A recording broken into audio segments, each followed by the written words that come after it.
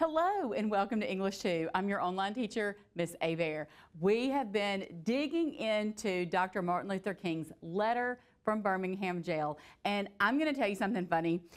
One of my producers just said, I don't want to speak ill of Dr. King, but this is a long letter. And I agree. It is a long letter, but it is so good when it comes to looking at claims and evidence and reasoning. He lays out this letter in such a way that it's so easy to analyze once you begin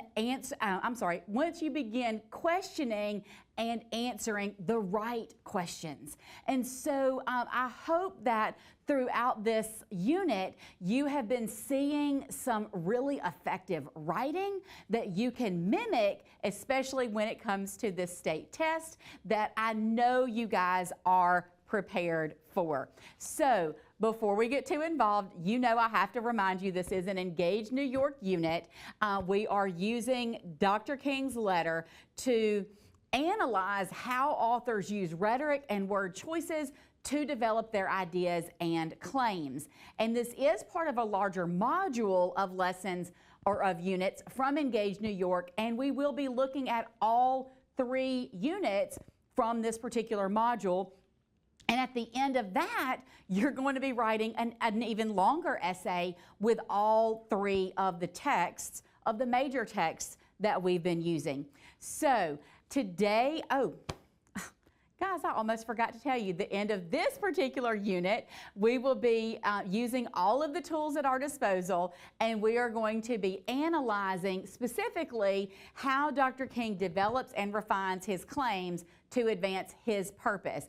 And you guys have been keeping up with so many of the tools in order to be prepared to write this essay at the end. Okay, so let's look at our agenda.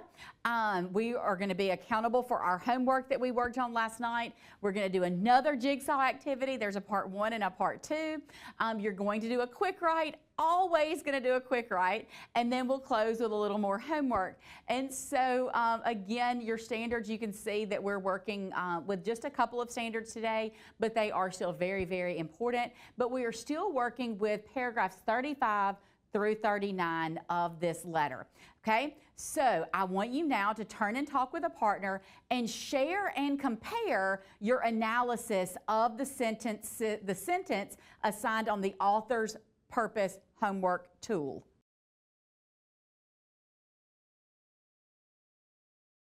Fantastic job. You know, we don't have a masterful reading because we listened to that the last time that we were together. So we're going to jump right into our jigsaw activity. So I want you to form groups of 5 again. These can be the same groups as the previous lesson, but you should be analyzing a different paragraph. Each group is going to reread and answer the questions about your assigned paragraph. So I want you to make sure that you've used those notes that you have. I want you to take out your copy of the Central Ideas Tracking Tool and record your observations about your group's assigned paragraph on this tool. Great job. Now, just like we did the last lesson, we're going to go to part 2 where you are going to form new groups of 5. And remember that each new group should have a member who has worked with one of the other 4 paragraphs. So you should have all 5 paragraphs represented in this new group. And I want you to answer the question, how does King use the final paragraphs of his letter to refine a central idea that he introduced earlier? Fantastic job. I loved hearing all of the different discussions happening in the room. You guys did a fantastic job. All right, now you know what time it is. It is time for your quick write. So get out a piece of notebook paper, and I want you to answer the question, how does the conclusion of the letter refine an idea developed throughout the letter? Make sure that you use all of the tools that you have in order to write this quick write.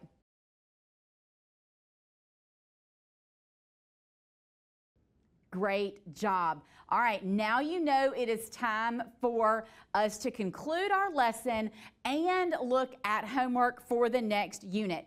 Y'all, I am so excited. Our next lesson, our lesson is looking into Alice Walker. And if you've never read anything by Alice Walker, she is an amazing author. And I want you to research her life. And I want you to choose 3 facts about her and explain how those facts might contribute to her perspective as a writer. And why are we shifting authors all of a sudden?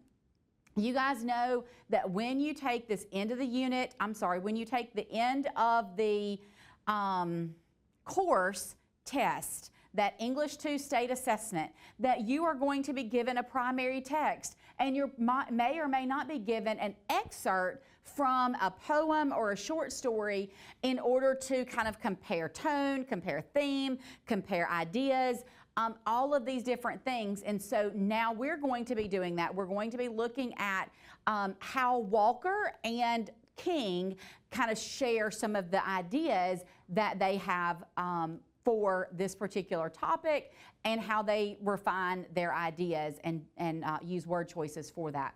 So the next time we're going to be looking at Alice Walker, and then it will be time for our end of the unit task. So let's be ready for that. Until next time, happy learning.